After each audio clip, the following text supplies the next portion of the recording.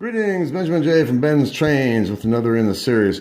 Well, a follow-up on that double reduction motor that came with that Commodore Vanderbilt. Now, I just dropped it into this 490 body, and the shell, as you see, is broken on the cab on both sides, like so many of them are.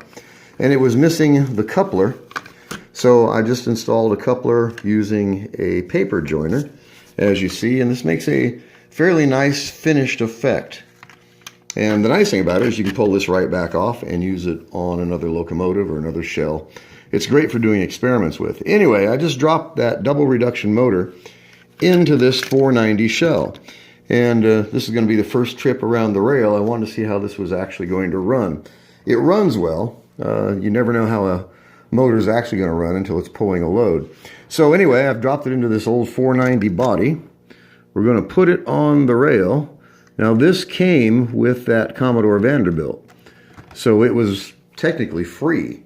So let's see how this is going to run. Pulling 12 cars on rail number 1, Marx double reduction motor in a 490 shell.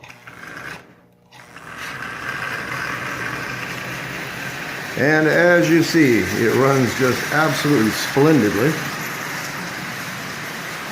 That's 40% power. Pulling 12 cars. Let's take it up to 50%. Tremendous difference. Wow. Look at that. That is flying at 50%. Let's turn it back down before it comes off the rail. Okay, back down to 40% power. Wow, this motor runs really, really well. I haven't done anything to this motor yet, nothing. The original 2 drops of oil. It hasn't been lubed, it hasn't been tuned, I haven't done anything to it at all. I've been working on the Commodore Vanderbilt most of the day. So I finally got around to working on this double reduction motor, and as you can see, it's running just absolutely splendidly. No problems at all, running forward and backwards.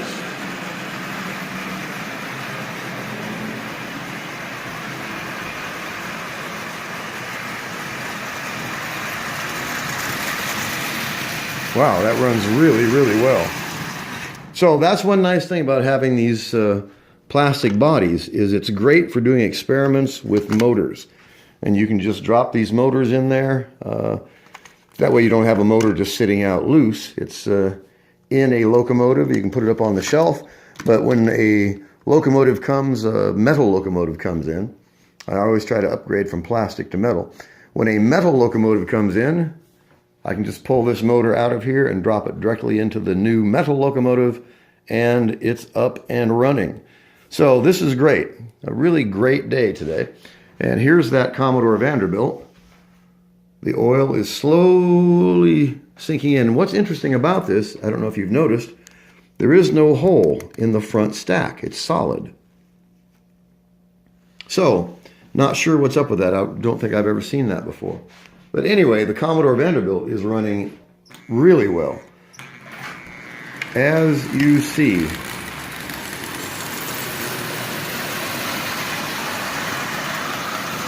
So the original Commodore Vanderbilt with a double reduction motor that is now in this 490 shell. So that Commodore Vanderbilt is running just perfectly.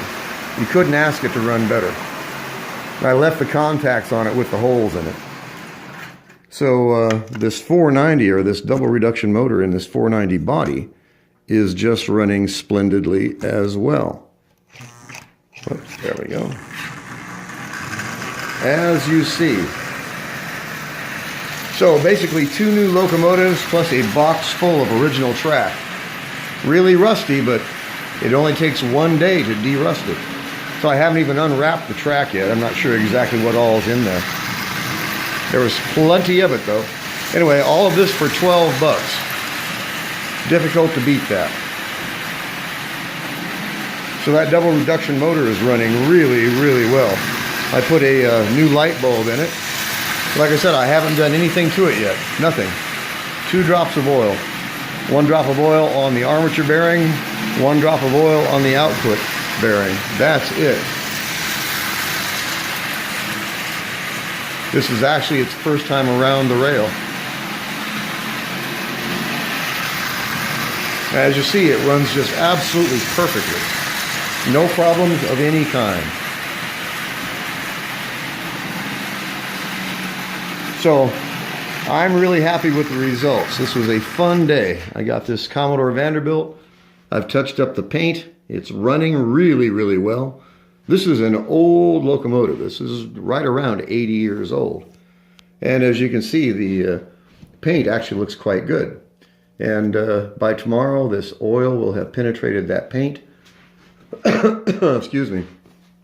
And this is going to be a great addition to the collection. And of course, this double reduction motor. I just dropped it in this 490 shell.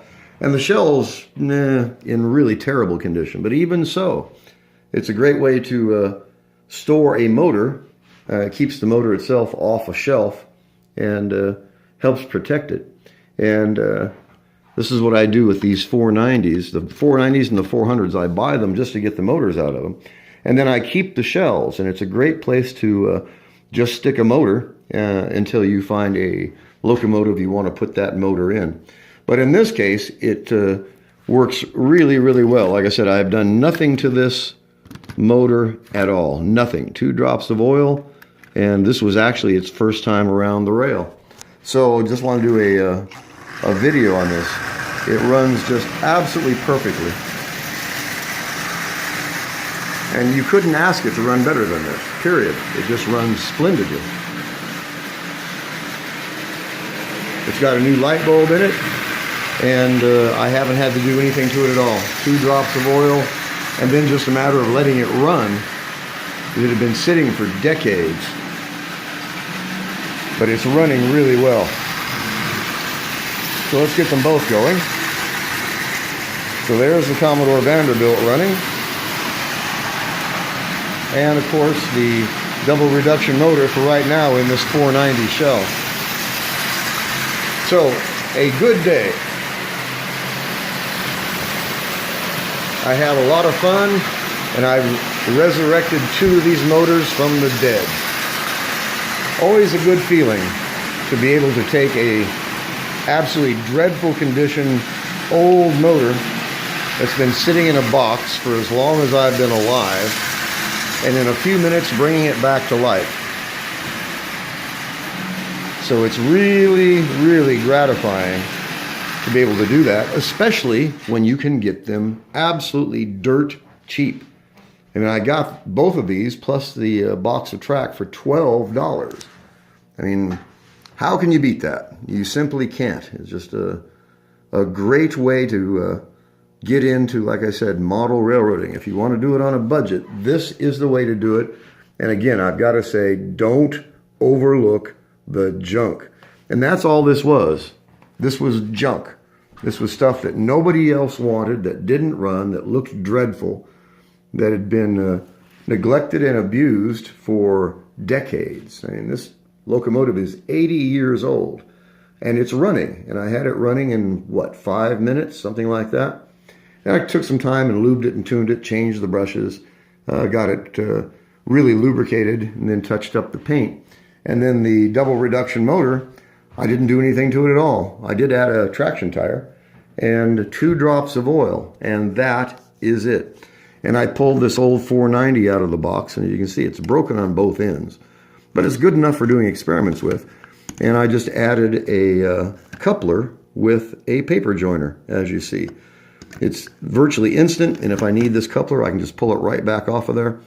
And it's a great way to do experiments and drop a motor into one of these shells, and you have a working locomotive. So just wanted to do a follow-up video on this. This is running really, really well. Forward and reverse. And this was basically free. So it runs good. For now, I'll leave it in this 490 shell. Like I said, when a metal locomotive shows up that needs a motor, this is what I will use. So a really, really nice double reduction motor runs absolutely perfectly, and got this and the Commodore Vanderbilt for 12 bucks. So anyway, I just wanted to do a follow-up video on this double reduction motor. Like I said, these plastic bodies, these plastic shells, 400s and 490s, they come in really handy for doing experiments. And it's a great way to test a motor, and a good place to keep a motor safe. Once you've got it up and running, just put it in one of these shells, put it up on the shelf. And when you need a motor, just grab this one, take out the 2 screws, you can drop it into another locomotive, and then the 490 shell goes back under the bench and waits till the next time. So just want to do a quick video on this. As always, if you have any questions, feel free to drop me an email, BENZTRAINZ@gmail.com. And as always, thank you for watching.